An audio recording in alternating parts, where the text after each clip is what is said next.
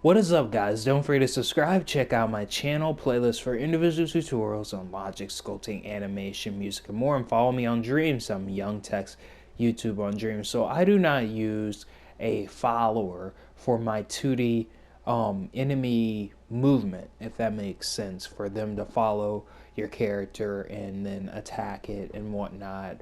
For their attacks, you can use my hitbox tutorial and pretty much a timeline with the attack inside of it, as well as a selector connected to it, the selector on pass through, and then a signal is connected to each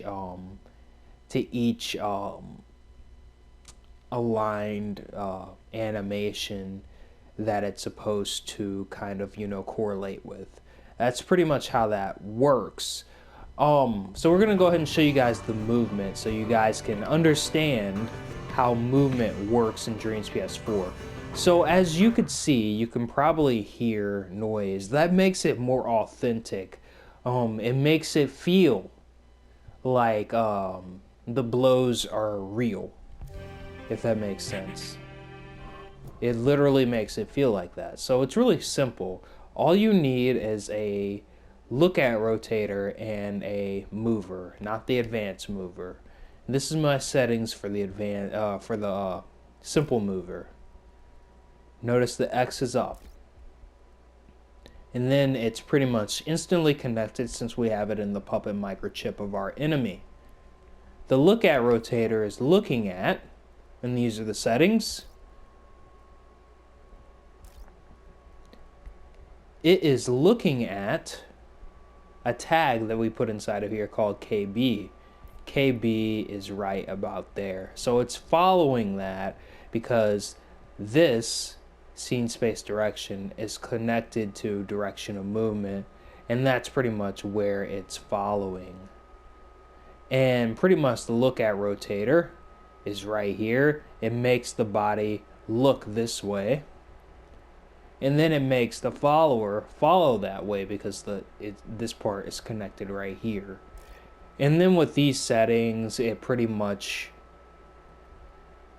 won't make any glitches, if that makes sense. And you can raise this however much you want. You can make it relative if you want to. You can mess around with that. This is the look at rotator. These are my settings. The reason we don't use a follower is because a follower can sometimes make the enemy fly. And with the Y set down, it can't fly. That's what that is. And Z should be moving this way, like this way. X is moving this way in a 2D angle. And the reason we have a 2D view is not necessarily because of this camera, even though this is the camera that's currently on. So for a fighting game, yes, it would be because of this. But if you're using a game where you can always move this way, then you're wanting to use a camera pointer, and the camera pointer works in unison with the controller sensor's camera. So it's making this camera right here point in this direction as well as follow the character in that direction. It only works if this is on possessable, but I think it'll work if you have the camera pointer on sticky if you're using remote. If you're going to put it on possessable, make sure it's on force possession. And essentially, this is how you get your enemy movement logic.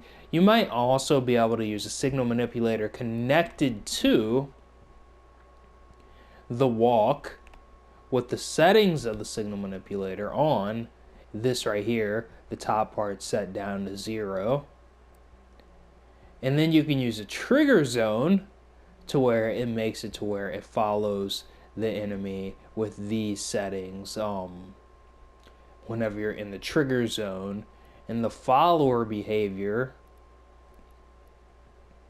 should be in your puppet microchip around this area where all these other things are. You can press L1 and square on your puppet to make it to where a keyframe turns on the follow option, whenever the trigger zone is activated, whenever your character gets into that trigger zone. You can do that too. That's not what I'm doing. What I'm doing is just these two gadgets right here. But that's just the follower method. You can also use a follower if that's what you prefer to do.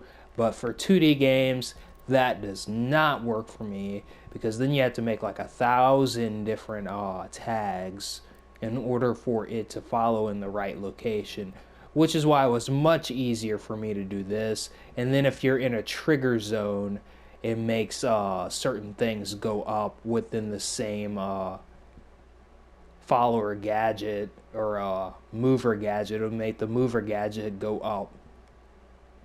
If you're in a trigger zone, the trigger zone activates a keyframe that makes this recording go up after you record it with that keyframe.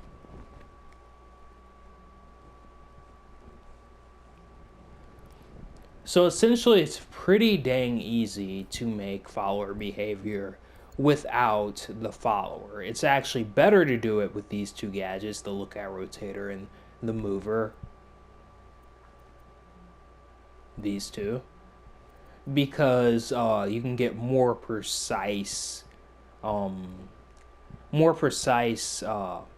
estimates of where it needs to go without certain things happening, like it trying to fly to get to this dot. And that's how you make enemy movement behavior for 2D games. That's how I did it. You can check out my combos tutorial. You can check out my how to make fighting games tutorial. And you can check out my how to remake characters and how to make characters playable tutorial if you need help with those things. Thank you so much for watching, and peace out.